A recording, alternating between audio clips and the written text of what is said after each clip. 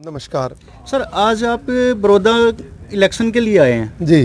तो आप कौन सी पार्टी के लिए और किस उम्मीदवार के लिए प्रचार के लिए आए हैं? मैं भारतीय जनता पार्टी का एक कार्यकर्ता हूं और उसी के नाते अभी मेरे पास हरियाणा राज्य बाल कल्याण परिषद के मानद महासचिव के तौर पर दायित्व है और चुनाव का ये जो दौर चल रहा है इसमें आज बड़ौदा हलके में हमारे जजपा और बीजेपी के जो संयुक्त प्रत्याशी योगेश्वर दत्त जी पहलवान साहब हैं, उनके प्रचार के लिए मैं बड़ौदा हलके में आज आया हुआ हूँ। सर, आपको क्या उम्मीद लगती है कि बड़ौदा से जो पहलवान जी हैं वो बाजी मार लेंगे?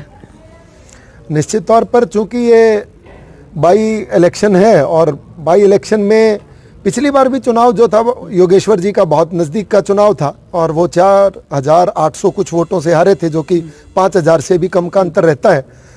और इस बार का चुनाव एक और चीज़ है कि जो हमारे प्रत्याशी योगेश्वर जी हैं उनकी छवि अपने आप में बहुत अच्छी है, क्योंकि वो अंतर्राष्ट्रीय स्तर के खिलाड़ी रहे हैं, उनकी पहचान है और उन्होंने भारत का सम्मान जो है वो अंतर्राष्ट्रीय स्तर पर मेडल दिला करके किया था। उसके बाद उन्होंने डीएसपी की नौकरी छोड़ दी, वो समाज की सेवा के लिए आए और तब से लेकर के आज तक, चुनाव के बाद से अब दोबारा जब हम चुनाव में हैं तब से लेकर के शायद योगेश्वर जी इस अपनी हलके को छोड़ करके आज तक बाहर भी नहीं गए हैं। तब से लेकर के लगातार वो जनता से जुड़े हुए हैं और उन्होंने बड़ौदा में बहुत सारे अलग अलग परियोजनाएं की, विकास के काम किए, गलियां बनवाई, रोड बनवाए, मुख्यमंत्री जी से उन्होंने बहुत सारे काम मंजूर करवाए हैं। तो इस नाते मुझे लगता है कि योगेश्वर जी के साथ बड़ौदा की जनता इस बार कोई इस प्रकार का नहीं सोचेगी कि भाई इसको पीछे रखना है, क्योंकि वो योगेश्वर को नहीं पीछे रख रहे हैं, वो अपने आप को पीछे रखेंगे। तो मुझे निश्चित तौर पर यह भरोसा है कि योगेश्वर जो है इस बार चुनाव बहुत अच्छे मार्जिन से जीतेगा। लेकिन सर, बड़ौदा हुड्डा साहब का गढ़ बताया जाता है। गढ़ तो भाई कभी किसी का होता ही नहीं। अगर ये बात करोगे तो यो गढ़ तो चौटाला का था, जहाँ से 5 या 6 बार रमेश खट्टक एमएलए बना, तो उन्हीं का गढ़ नहीं रहा। भूपेंद्र सिंह हुड्डा ने 3 बार यहाँ से प्रत्याशी जीते हैं और अगर बात करोगे 2014 से पहले तो भाजपा का हरियाणा में कहीं गढ़ ही नहीं था।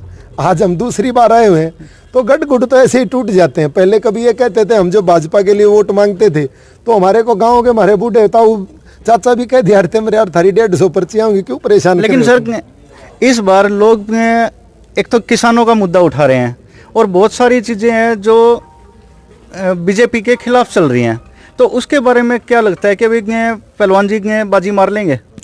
नहीं, देखिए, किसान का जो मुद्दा, एमएसपी का मुद्दा जो चल रहा है, मुझे लगता है कि उस पर तो राजनीति हो रखी है। किसान मेरा थोड़ा सा भोला होता है, मैं भी किसान का बेटा हूँ, मेरे भी जमीन है, मैंने भी धान बीजे हैं।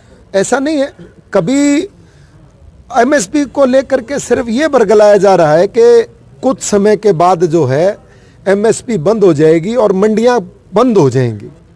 और आपने देखा भी होगा कि परसों मुख्यमंत्री जी ने शाम को बोला है कि भाई अगर एमएसपी पर खरीद नहीं हुई या मंडियां कभी बंद हुई तो मैं राजनीति छोड़ दूंगा। और बहुत सारी चीजें ऐसा है कि मंडी का अभिप्राय सिर्फ किसान के साथ नहीं है, हमारी जो पीडीएस सिस्टम चलता है उसके साथ भी जुड़ा हुआ है। तो ऐसा नहीं लगता, और किसान की समय पर खरीद हो गई है। आज की डेट में हर जगह किसान को उसका भाव मिला है और किसान की खरीद, उसका दाना दाना मंडियों से खरीदा गया है।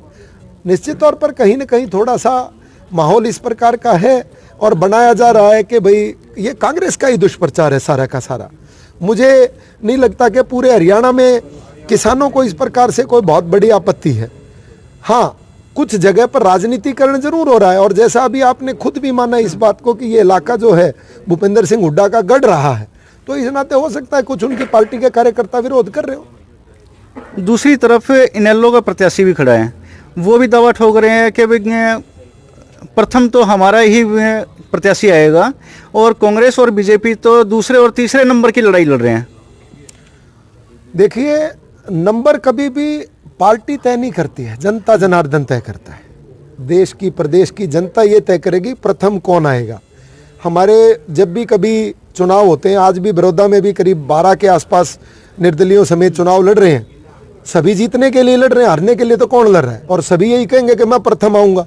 लेकिन कुछ काम की बातें, कुछ प्रदेश में सुशासन पूर्व के लोगों का किए हुए काम, वर्तमान के किए हुए काम, जनता की सेटिस्फेक्शन, ये सारा का सारा एक आंकलन तय किया जाता है और उसके बाद ये परिणाम निकलता है कि प्रथम कौन आएगा।